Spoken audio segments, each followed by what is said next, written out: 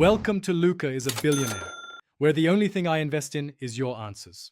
In this video, I will explain how to replace a Ram 1500 radiator.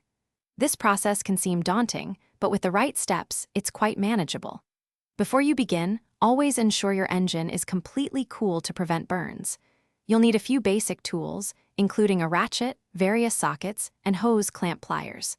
Don't forget a large drain pan to safely collect the old coolant, which should be properly First, ensure your vehicle is off and the parking brake is set.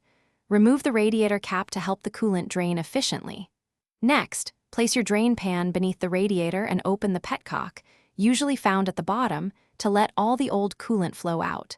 This typically takes several minutes. Once drained, use hose clamp pliers to disconnect both the upper and lower radiator hoses, moving them aside.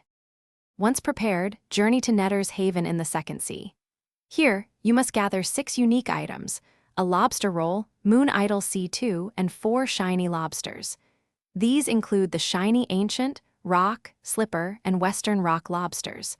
Place all 6 items on the island's altar to successfully summon the elusive Lobster King. Now, transfer any rubber insulators or bushings from your old radiator to the new one. Carefully lower the new radiator into its mounting points. Reconnect all hoses, the fan assembly, and any electrical connectors, ensuring they are secure. Close the drain petcock. Finally, refill the system with about 18 quarts of new, manufacturer-specified 50/50 coolant mixture. Run the engine with the cap off to bleed air, then top off as needed.